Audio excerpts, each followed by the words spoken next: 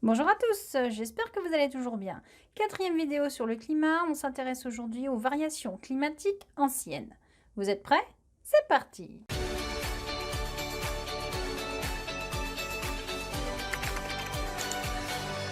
S'il est aisé de reconstituer assez finement l'évolution des climats sur les 800 000 dernières années, pour les temps plus anciens, les estimations dépendent parfois d'autres paramètres que les marqueurs utilisés jusqu'alors.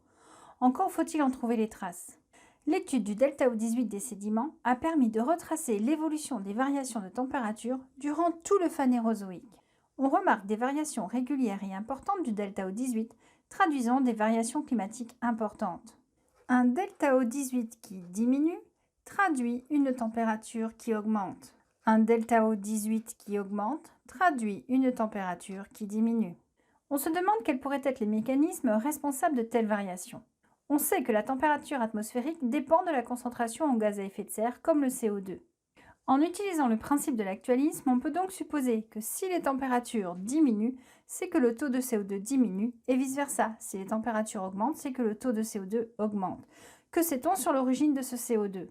On sait que le CO2 provient du dégazage de la Terre par les volcans, et qu'ainsi le taux de CO2 peut potentiellement augmenter dans l'atmosphère en cas de forte activité volcanique sur de longues périodes. On devrait donc observer un réchauffement de la planète au début de chaque cycle orogénique, c'est-à-dire avant la mise en place d'un orogène où l'activité des dorsales est à son maximum. La photosynthèse est un processus biologique consommant du CO2. Ainsi, on peut supposer qu'en cas de très fort taux de CO2 dans l'atmosphère, le développement des végétaux s'accélère et que de grandes forêts apparaissent. Ces dernières deviennent alors des puits de carbone, provoquant de fait une baisse de ce taux de CO2 et par conséquent un refroidissement. On peut donc supposer qu'après l'apparition de grandes forêts, la température chute. L'altération des roches et notamment des feldspaths nombreux dans les roches cristallines consomme du dioxyde de carbone. Ainsi, dès le début de sa formation, une chaîne de montagnes est soumise à l'érosion. Cette érosion débute par l'altération selon la réaction suivante. 2CaL2SI2O8 plus 4CO2 plus 6H2O donne 2Ca2+, plus 4HCO3- plus Si4O10Al4OH8. Les ions Ca2+, vont être transportés par lessivage vers des zones de sédimentation et vont précipiter pour donner du calcaire selon la réaction suivante. Ca2+, plus 2HCO3- donne CaCO3 plus CO2 plus H2O. Ainsi, l'altération de deux minéraux de formule CaAl2SiO8 permet de piéger durablement deux molécules de CO2. Ce mécanisme diminue ainsi la concentration en CO2 atmosphérique, diminue ainsi l'effet de serre et favorise ainsi une période froide. L'étude du graphique représentant l'évolution du delta O18 dans les sédiments révèle donc des refroidissements, c'est-à-dire des baisses de température aboutissant à des glaciations. On en observe une à l'Ordovicien, se terminant au Silurien, une au début du Carbonifère, se terminant à la fin du Permien, et une au début du Cénozoïque, aboutissant à une ère globalement froide terminée par une série de périodes glaciaires et interglaciaires. Du Jurassique au Crétacé, la température n'était pas assez froide pour être considérée comme une période glaciaire. C'était une période globalement assez froide. Ainsi, à ces époques, on devrait observer au moins un des mécanismes responsables de la diminution du CO2, à savoir la fin d'une orogénèse ou la présence de grandes forêts. L'étude du graphique révèle également des augmentations de température, à la fin du Cambrien, à la fin du Dévonien, au milieu du Permien et notamment au Crétacé.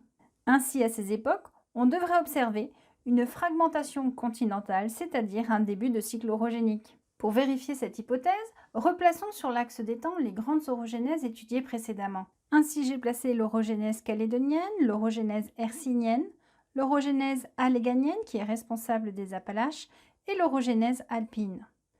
On remarque que globalement, à la fin de chaque orogénèse, à chaque fois qu'un massif est mis en place, il y a effectivement une chute des températures. Notre hypothèse de diminution du taux de CO2 suite à l'érosion semble donc cohérente. On remarque de plus qu'avant chaque mise en place d'un orogène, c'est-à-dire pendant la fragmentation d'un continent et donc le fonctionnement de dorsales, on observe bien une phase d'augmentation de température. Notre hypothèse d'augmentation de CO2 par dégazage volcanique semble donc cohérente. Étudions plus en détail la paléogéographie pour appuyer nos dires. Nous allons nous intéresser plus en détail au refroidissement général du début du Carbonifère, puis au réchauffement du Crétacé. Enfin, nous terminerons sur le refroidissement du Cénozoïque, pour lequel des terrains sont plus facilement accessibles. Commençons par le refroidissement de la fin du Paléozoïque. Le Carbonifère et le Permien s'étendent entre moins 360 millions d'années et moins 250 millions d'années. Le Carbonifère doit son nom aux nombreux gisements de charbon datant de cette époque.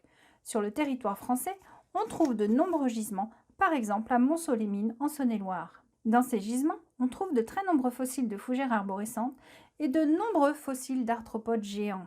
L'abondance du carbone organique dans les dépôts marins suggère donc que les eaux étaient peu profondes et peu oxygénées, ce qui favorise la conservation de la matière organique et la formation de charbon.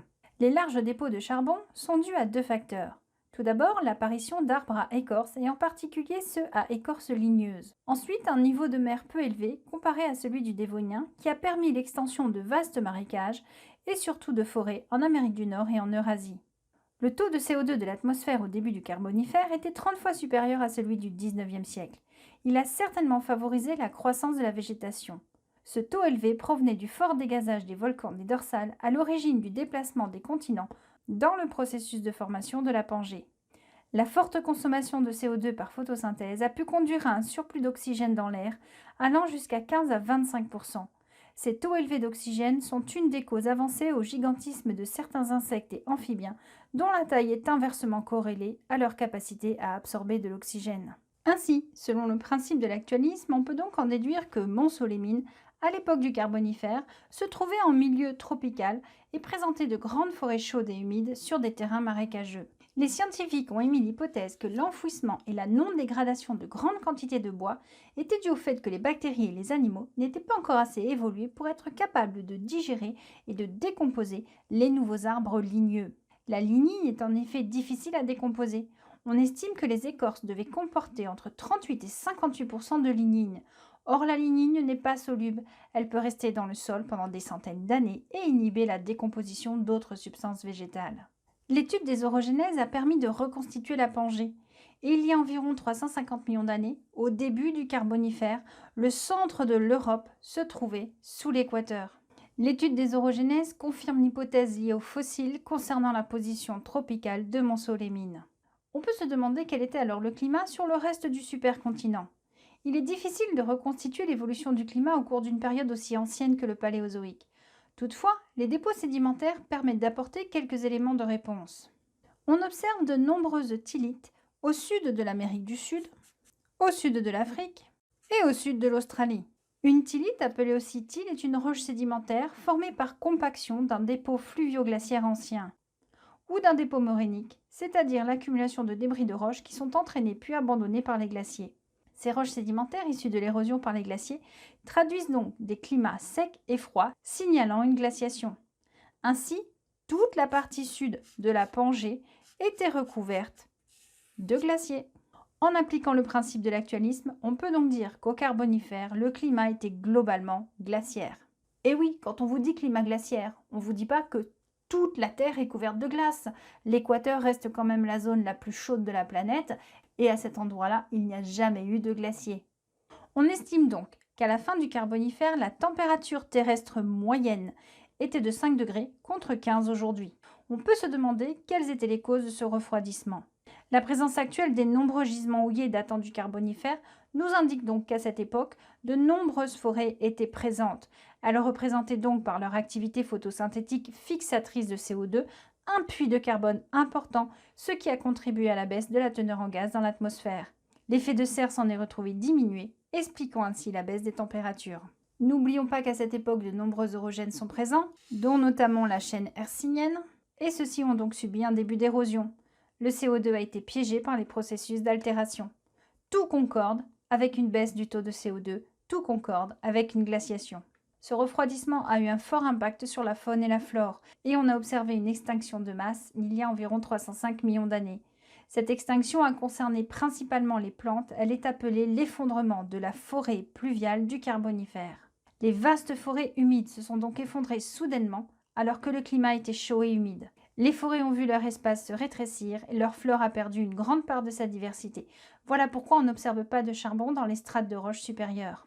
Les amphibiens, qui étaient les vertébrés dominants à l'époque, ont été pour une grande partie d'entre eux anéantis. Les reptiles, en revanche, ont continué à se diversifier en raison d'adaptations décisives qui leur ont permis de survivre dans un habitat plus sec en particulier l'œuf à coquille dure et les écailles qui retiennent mieux l'humidité que ne le fait la peau des amphibiens. Intéressons-nous maintenant au climat chaud de la fin du Mésozoïque. Le Crétacé est une période géologique qui s'étend d'environ -145 à -65 millions d'années. Cette période est la troisième et la dernière de l'ère Mésozoïque. Elle suit le Jurassique et précède le Paléogène. Sa fin est marquée par un stratotype riche en iridium que l'on pense associé à l'impact d'une météorite dans le Yucatan. Cette collision est considérée comme ayant fortement participé à l'extinction massive ayant entraîné entre autres la disparition des dinosaures et des ammonites. Néanmoins, la géologie montre que l'activité volcanique de grande ampleur commune aux 5 grandes extinctions avait déjà commencé avant l'arrivée du bolide. Dans la région de l'Inde, des éruptions volcaniques massives se sont déroulées vers la fin du Crétacé et le début du Paléogène. C'est ce que l'on appelle aujourd'hui les thraps du Décan.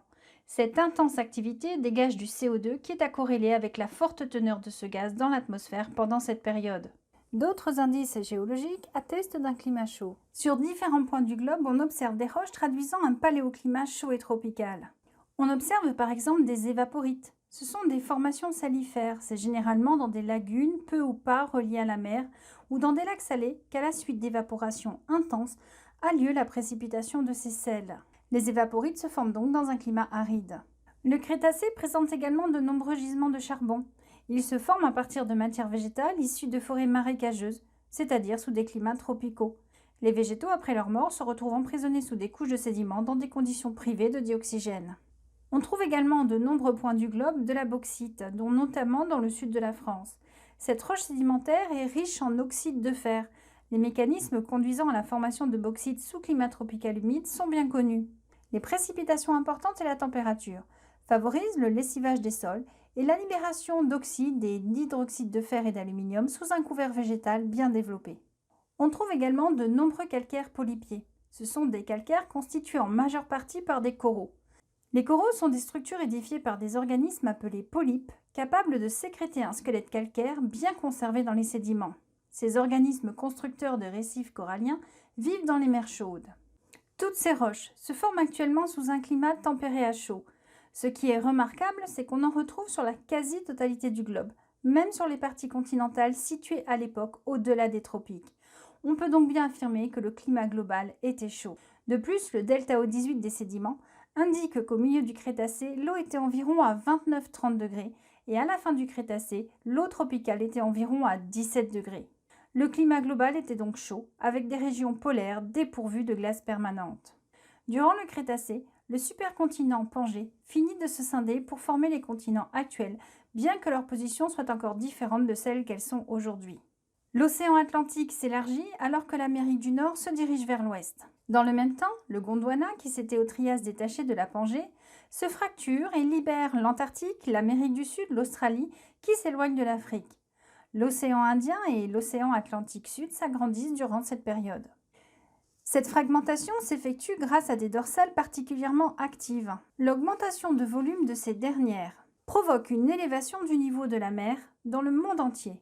Au maximum du niveau de la mer pendant le Crétacé, près d'un tiers des terres actuelles étaient submergées. Ces transgressions marines sont à l'origine de nombreuses plateformes continentales. En Amérique du Nord, une mer intérieure peu profonde se forme. On l'appelle la voie maritime intérieure de l'Ouest. Puis cette mer commence à diminuer en laissant des dépôts marins minces intercalaires entre des couches de charbon.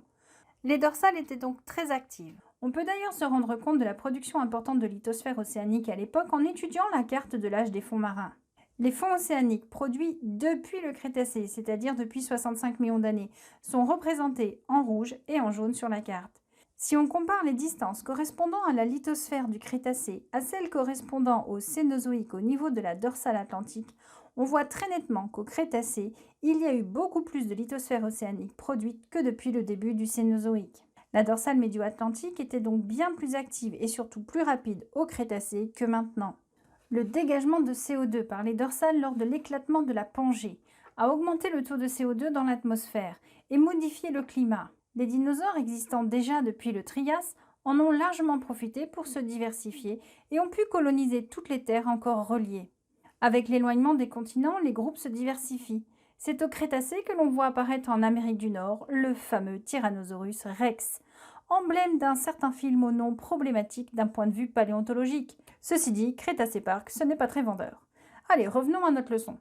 Les dinosaures et les ptérosaures ne sont pas les seuls à se développer fortement à cette époque. En effet, si le Crétacé est nommé d'après le latin creta qui signifie craie, se référant aux vastes dépôts crayeux marins datant de cette époque et que l'on en retrouve en grande quantité en Europe, notamment dans le nord de la France et en Grande-Bretagne, c'est parce qu'à cette époque, l'océan était riche en une microalgue produisant des plaques calcaires appelées coccolithes, se déposant au fond des océans à la mort des cellules. Intéressons-nous maintenant au refroidissement global du Cénozoïque. Le Quaternaire correspond à la fin du Cénozoïque. Attention, l'échelle des temps n'est pas respectée sur ce document, elle change d'une section à une autre. Je disais donc que le Quaternaire correspondait à une période plutôt froide, ayant subi une alternance de périodes glaciaires et interglaciaires. De manière globale, au Cénozoïque, l'enregistrement des paléotempératures basées sur les foraminifères benthiques montre que les températures chutent. Le Cénozoïque dans son ensemble est donc une ère pendant laquelle le climat s'est globalement refroidi et pendant laquelle les calottes glaciaires actuelles se sont mises en place. L'englaciation cénozoïque débute autour du pôle sud. Elle s'amorce juste après un épisode important d'activité tectonique, l'orogénèse alpine et de rifting majeur au Crétacé moyen. L'installation de la glaciation antarctique a commencé à la fin de l'Éocène, vers 40 millions d'années, sous la forme de glaciers de montagne en Antarctique orientale, mais elle s'effectue surtout à partir de l'Oligocène, suite à l'isolement océanique croissant de l'Antarctique. Cela est cohérent avec l'érosion des Alpes et de l'Himalaya. L'isolement thermique de l'Antarctique s'accroît par l'ouverture du détroit de Bransfield entre l'Antarctique et les Shetland du Sud. Ce continent devient isolé de l'apport des eaux chaudes, ce qui favorise l'installation d'une calotte polaire et d'une circulation océanique circumpolaire. Ce courant est un des plus puissants du monde. C'est un élément clé du système climatique global. Il s'est mis en place vers moins 20 millions d'années. Le courant circumpolaire entretient le climat froid. De plus, l'extension des glaces du globe est caractérisée par un fort albédo qui amplifie le refroidissement global. La calotte glaciaire de l'Arctique se met quant à elle en place à la fin du Miocène, entre 3,6 et 2,6 millions d'années. L'établissement de ces deux calottes annonce les glaciations bipolaires de la période du Quaternaire.